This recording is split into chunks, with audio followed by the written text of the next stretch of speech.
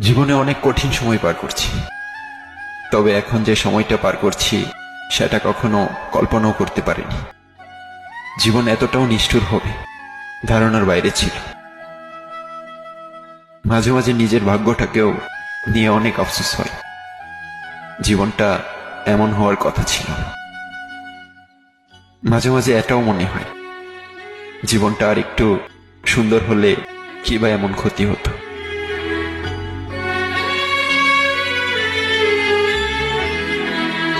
জীবনে অনেক কঠিন সময় পার করছি, তবে এখন যে সময়টা পার করছি সেটা কখনো কল্পনাও করতে পারিনি।